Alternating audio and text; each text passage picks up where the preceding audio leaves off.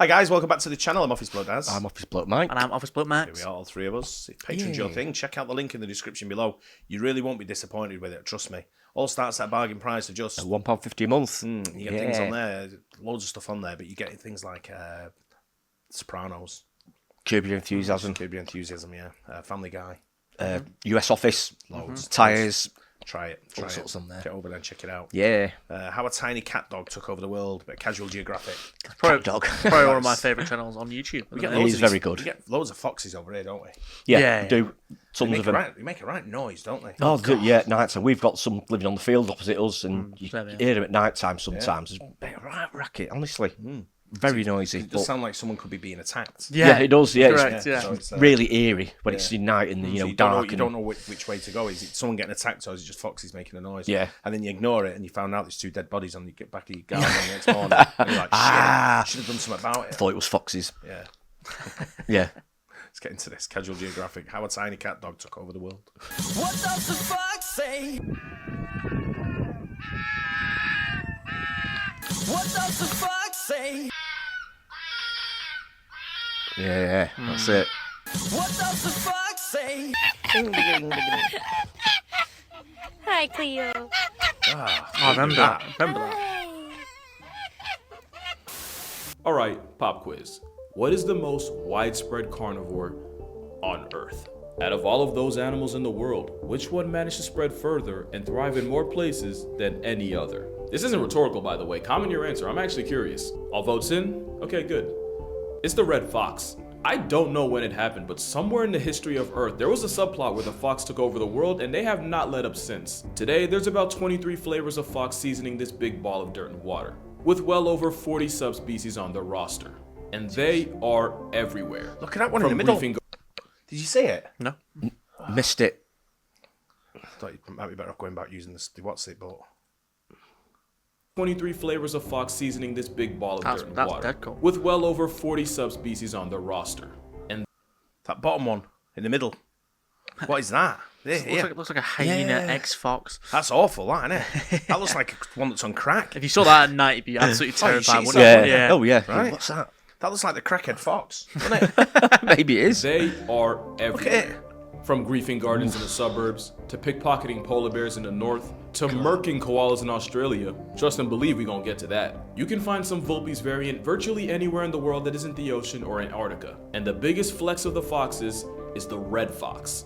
Despite being in the weight class of a small dog, no other mammalian carnivore owns more real estate. And even though they're invited to the carnivore cookout, technically they're omnivores, which means they eat, and I do not say this lightly, everything. Rabbits, rodents, birds, frogs, worms, fish, crabs, clams, insects, lizards, eggs, fruits, plants, garbage, cat food, dog food, carry-on, and I don't mean the bag, and actual feces.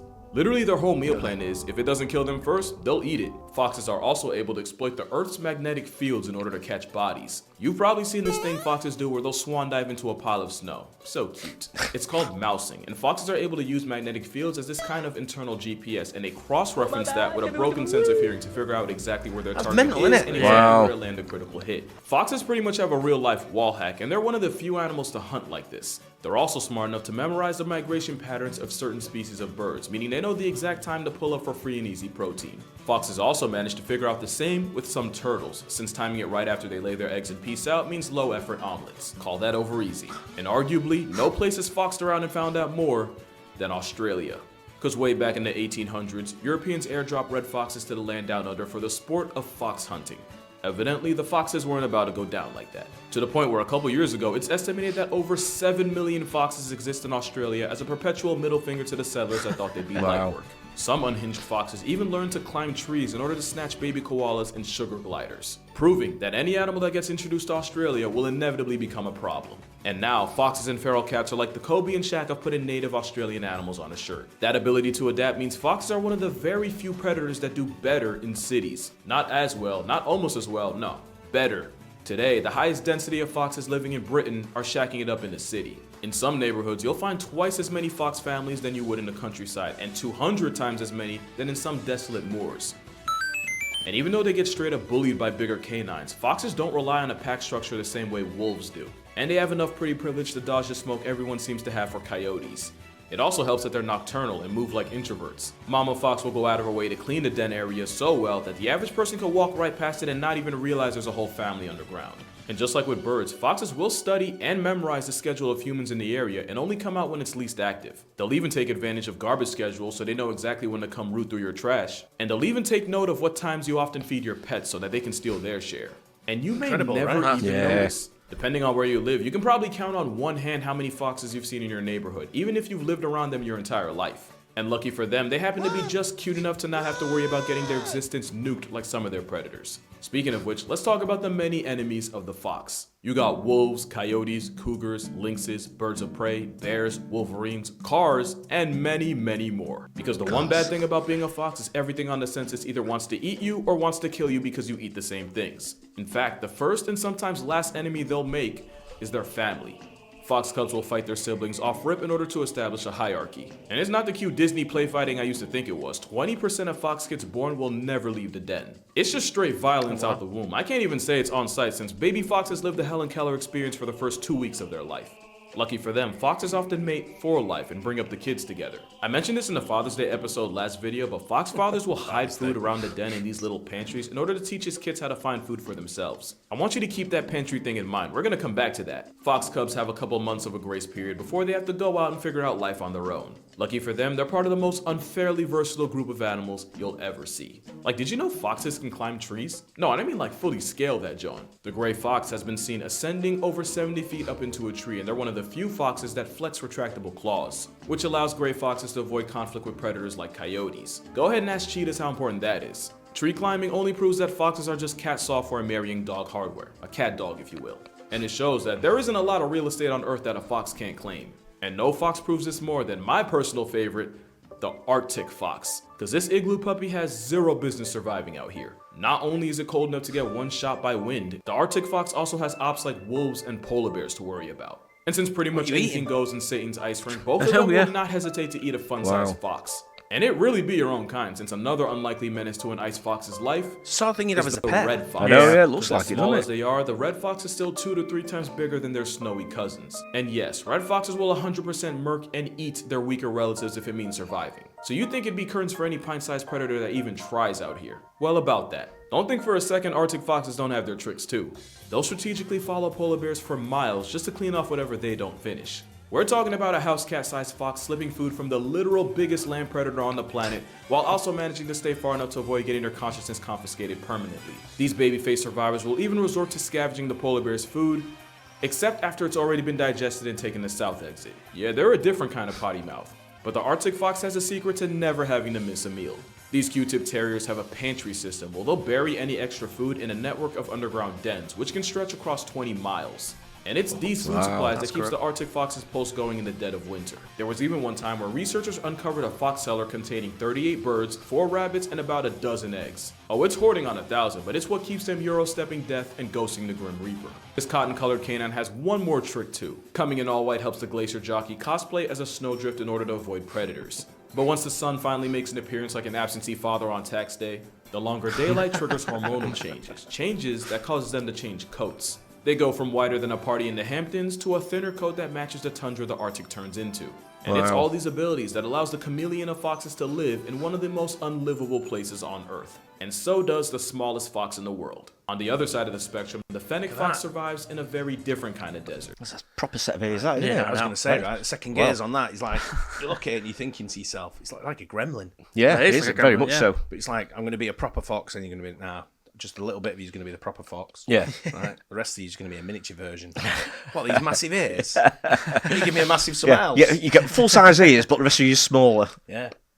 Stay at that. Look at that. Wow. It's the smallest canine in the world and could probably get bodied by a chihuahua. Those massive ears are good for 3 things: increasing their overall surface area to help keep them cool, the same way elephant ears do, helping them pinpoint the insects, lizards, and rodents on its grocery list even while they're underground, and for looking absolutely adorable doing it. Like I said, foxes are broken, especially since fennecs can live off the moisture they get from food and by licking the dew from their dens. Not only that, but their kidneys are actually designed to function off very little actual water, making this travel-sized fox one of the few animals able to survive in the desert without drinking actual water. And as a human, you tap out from life after about 3 days of a water fast. In fact, where the fennec fox may never have to drink at all, the average adult should drink about 48 ounces a day. That's just over 2 of these, which can often feel like a chore, but Air Up's flavor pods makes it way easier. No, These pods smooth. actually manage to trick your brain by using scent flavors traveling to your brain to replicate the taste of whatever pod you chose. Whole time you're just drinking plain water. Just fill the bottle up, pull the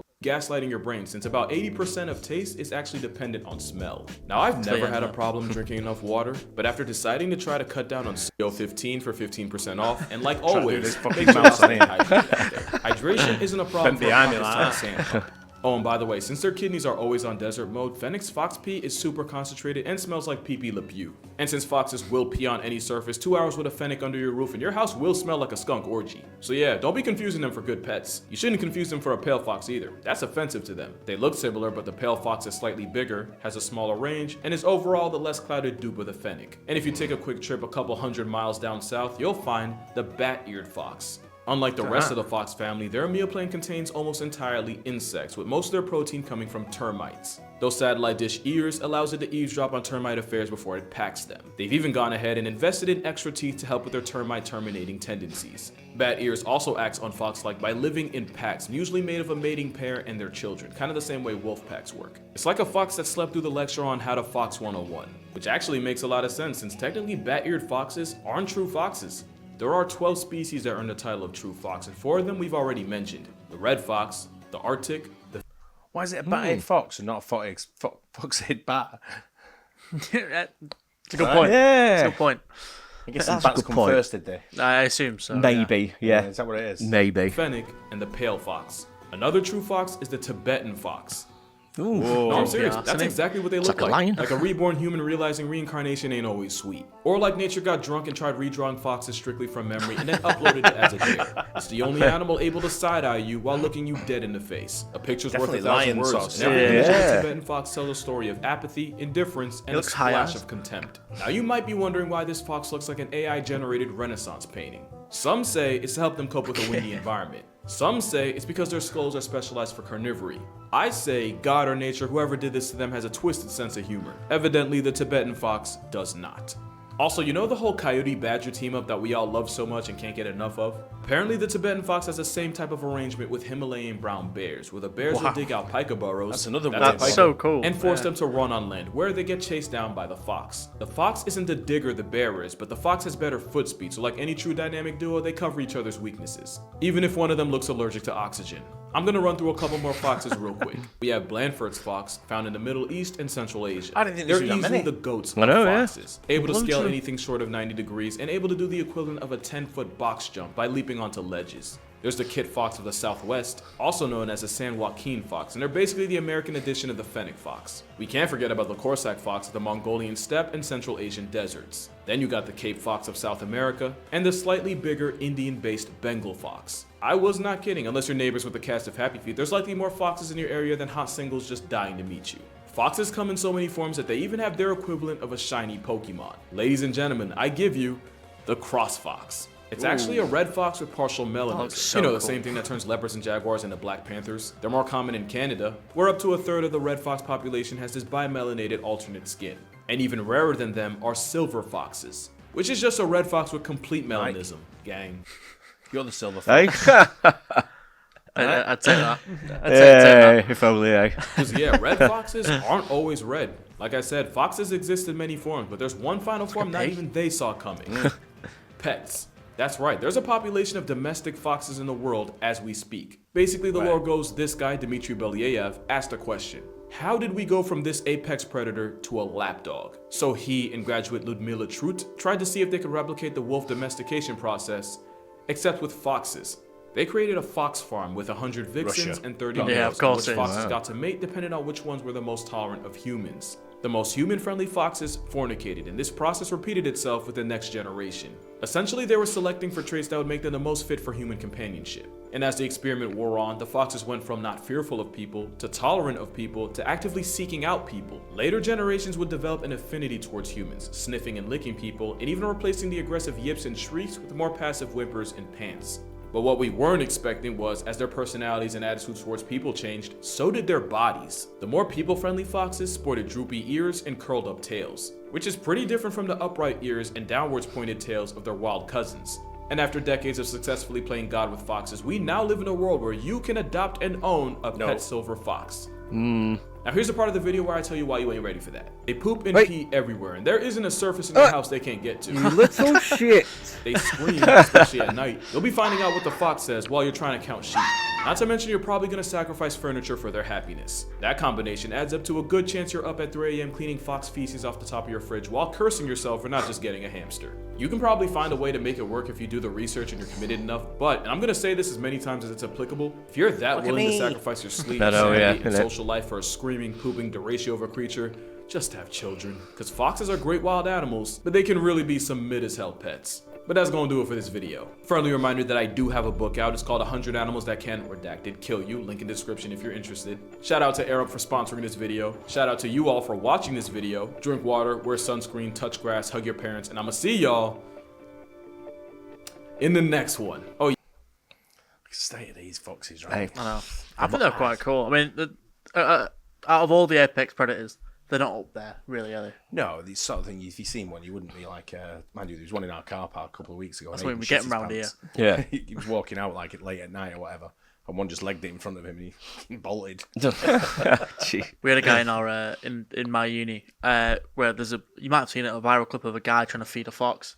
He puts a piece of ham in his hand and just goes like there, bites the fuck out of him. Like it's one of the stupidest things I've ever seen in my life, and that's the only thing Lee's Trinity has. I'm telling you.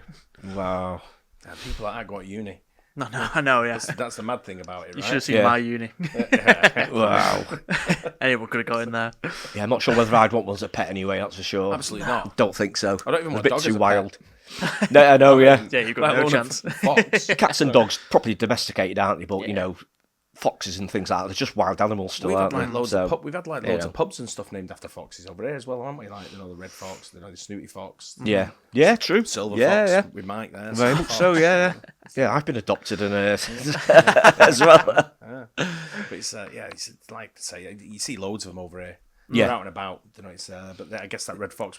7 million Australia. Yeah. What's Australia's population? In about 28 million. Ooh, yeah, something like that. I'm Yeah. thinking. And Yeah, 7 million foxes. that is It's a the lot. most populated predator, is that animal in the It's in the world? world. I Yeah. think that's what he said. I think. Yeah. It kind of makes sense though, because it's just like it's not gonna be unbelievably dangerous to humans, and it can also eat. It has loads to eat below It's it. the sort of Everything thing else, you can sort of yeah. like give it a crack and you boot it sort of thing. Yeah. It'd probably scarper, wouldn't it? Yeah. Whereas if you try that with a bear, that ain't gonna work. is Bear it? would come at you. Yeah, fox would be for frightened of humans, and Yeah. they'd try and get away as best they could. Yeah, So bear's just gonna go like, "Oh, yeah, I'm driving. yeah. Have you seen me? Anyway, hope you guys enjoyed that. Don't forget to like and subscribe. We'll see you on the next one. Cheers. Cheers.